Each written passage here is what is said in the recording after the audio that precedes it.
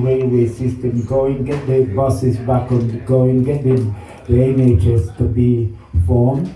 And they sent round to the West Indies island. Churchill personally came and did a tour to the West Indies. He started in Jamaica, 1957. And he told them, yes, in the recruiting, the boat Escania was docked in Jamaica. And he told them, I want that boat to be filled up. And any one of you that refused to go and answer the call to the mother country, I'd rather burn every one of you colonies instead of losing you. I found this out because I write up the stories for a couple of the pioneers who came out the Windrush Celebrations 57 and 1960. So this information is from people themselves who I'm writing up their papers for them in the Windrush thing. I'd like to tell you about my story. I was 4-year-old when my mother left me in Jamaica. Said, son, I'm going to the motherland. I'll send for you as soon as I can. It was 12 years later. I cried every night for my mother for 12 years. For my mama's love, for the words of my mama. I arrived at Heathrow Airport 1972 on a student visa. By 1973, the immigration was at my house. When I came home, I got to work for Heinz 57 as a laborer in the factory. I came home from the immigration man. I said, what are you doing here? Well, you haven't been to any education school. We can deport you. My mom reasoned with him, and the immigration man said, the next time I come here, if you're in the British Army and you sign for over 5 years, we'll allow you to stay. So I joined the British Army. I was 17. I ended up in 2nd Battalion, the Parachute Regiment. I fought 3 wars for this country. Came out the army what we call PSTD. After suffering PSTD for a while, even now it's still going on, ended up in the mental health unit for a while. Immigration came. Well, we put you up for deportation. I said, what? I fight 3 years for you. I've got 8 children, I've got 14 grandchildren at the time. I've been here 32 years and they wanted to deport me because my immigration papers was not right. But let me enlighten you on something.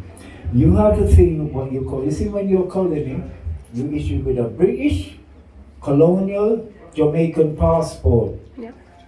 Where your picture is on one page, on the other page you've got in writing, the bearer of this document is a subject of Britain and a citizen of Britain.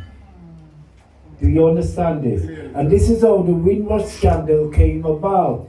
Because even though we was born property of the Crown of England, subject of Britain, and a British citizen, they did not honor that. They came with the thing, naturalization to become a British citizen. But why should we? We are already British citizens. Correct. Yeah. And we were forced with deportation. Many of us got deported. I fought my case and won my case. I was at Dover Citadel Immigration Center, 2009. Michael Jackson is going to die the Thursday. And I'm getting on a plane the Monday to go back to Jamaica. Already wrote the Ministry of Defense. I said, guys, sort this out. Look all the problem I went through for you. 1979, when the IRA blew up Lord Mountbatten, you sent me and my soldiers to go catch them. The IRA ambushed us, killed 21 of my soldiers, and I'm messed up in my head. Jamaica's not going to help me with PSTD. I didn't fight for them. Anyway, cut the story short, what happened? They came and found my papers and released me that day. 10 years later, my daughter, who wrote me while I was in prison, and I said to her, anyway, darling, you need education. Go and get all the education qualification you can get. And she became a master's degree in the field that she chose for. And she says, Dad, guess what? You're entitled for compensation. They've got a thing called Windrush scandal with Windrush compensation. Right. Now check this out. 6 months after failing to deport me, they tried to deport my son who was born in British Military Hospital in Berlin, property of the Crown. Any property that the army controlled in the name of England belong to the crown and Britain. Anything born on that land is British. So not only did they couldn't deport me, they tried to deport my son, which is Katie's brother. Well, Katie went and researched everything, God bless her, and she found out they can't deport you, you're exempt from me. So basically, they released me, and out of that came my daughter. Mike, what's happened to the mic? Hello, Mike, Engineer, can you help me? Anyway, what happened was Katie, the rules and regulation. Let's come back. Yeah, of all the rules and regulation that the Home Office did not execute the etiquette of these rules and regulation, and so what she's done, she's formulated surgery called Windrush surgery, not only telling them how to get compensation, but how to fill out the papers. She showed that in her presentation, which she'll tell you about, and what I do. Certain individuals go around and write out their story. I mostly specialize on clients that's like 90 and 84-year-old, because they ain't got too much time. I need to get them compensated for all the problems they went through. The no blacks, no dogs, no Irish. You are qualified, but you're too qualified for the job. Hey, guess what? I got promotion here as a manager. They give you on the phone when you turn out as a black person, so we just gave the job away, them kind of things. So I need to get these people played. But ladies and gentlemen, we haven't put that in our, if you could say, blessing from above. My daughter and I, we go to the House of Commons once a month. We speak to the politicians and ask them to get their own secretary and show them certain parts of the rules that they have not done correctly. And we also in there for compensation for the disabled, because if I tell you about the slaves, masters who got compensation, guess when the last compensation was paid? 2015. Yeah. No slave masters alive then, so who did they play to? Nobody. The descendants of the slave owners. So now I'm looking for descendants for the slave descendants. So that's what we're fighting on. And I thank you very much. All of you people keep the good thing up, and I thank this party, and I hope one day to see you in 10 Downing Street. So you're very good. Thank you very much. Thank you. Good evening, everybody. Firstly, I want to thank Rodney for inviting me to come and speak here. My name's Katie Wilson-Downey. I'm a community activist, and by profession I'm a social worker as well, but I'm here today as a community activist. As my dad said, we've been helping people understand the Windrush compensation scheme and how to apply. You know, as he said, I'm highly educated at master level, but reading the compensation forms, it's written in very complex language where I think, wait a minute, what does this word mean and what does it mean in this context as well?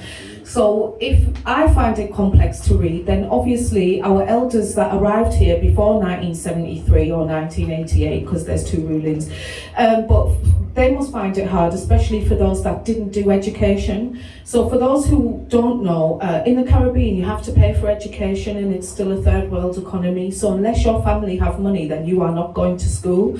And as someone else mentioned earlier, even as a barrel child, living there and your parents being in England sending back money, the money wouldn't sometimes reach you. More often than not, it wouldn't reach you, so you still wouldn't get to go to school. But something that I want to importantly say is that the Windrush compensation scheme, it's not just for the Caribbean community.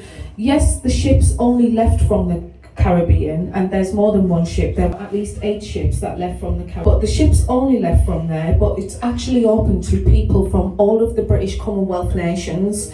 So within that, there's a lot of African countries such as Nigeria, Sierra Leone, Uganda, Kenya. There's so many nations, Ghana, all of the Caribbean islands, and also some non-Caribbean or African countries as well, such as Brazil, Singapore, Pakistan, India. There's so many nations on there. South America, such as like Guyana, Montserrat.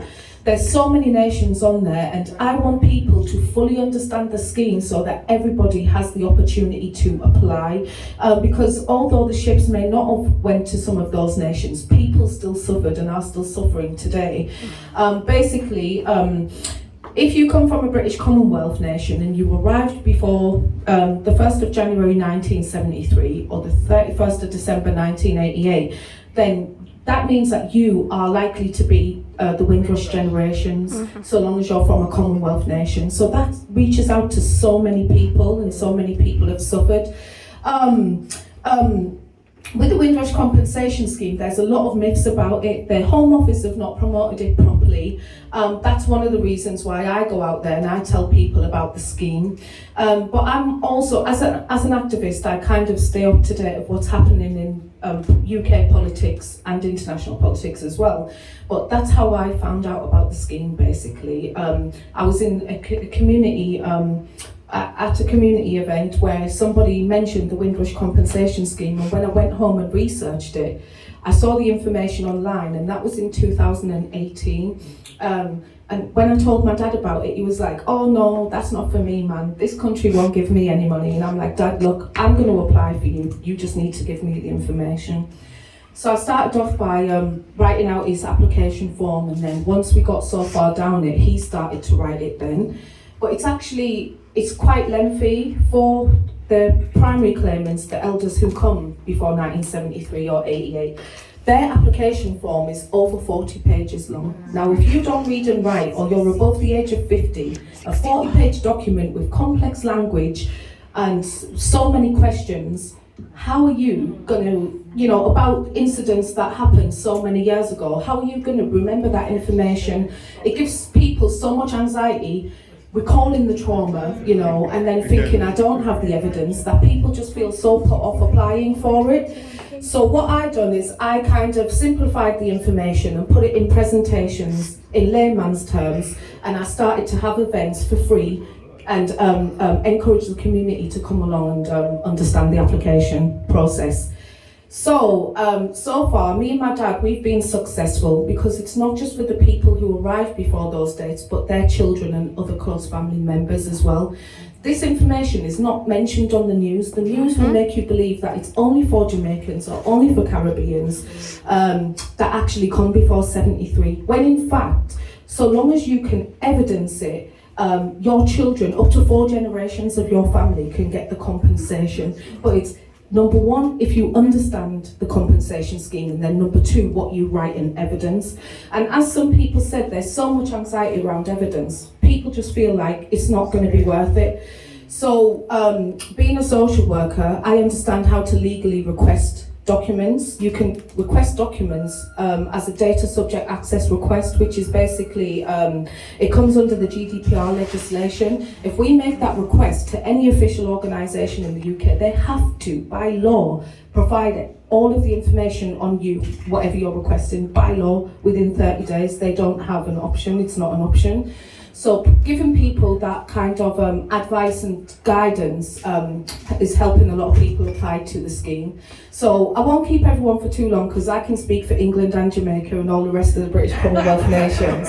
But what the message I want to get across to everyone today is that honestly, if your family are from a British Commonwealth nation and they arrived here before the 1st of January 73 or 31st of December 1988, then it's very likely that you will be eligible to apply.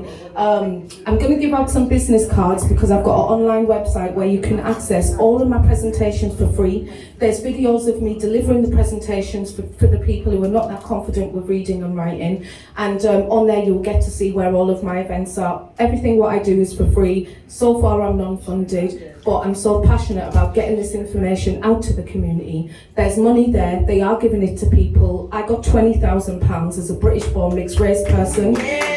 So everybody, please take my business cards and support your friends and family to apply. Thank you so much. Thank you.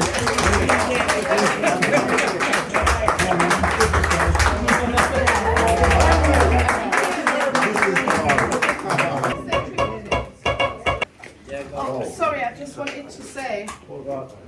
Microphone. Yeah. Sorry, I just wanted to say that when I give you these cards, there's no contact number on there, but there is the website details. It's an app. So long as you go on there and then look for the group, the Windrush Scheme group, that's where you'll be able to find all of the presentations and information for every application. Thank you. Thank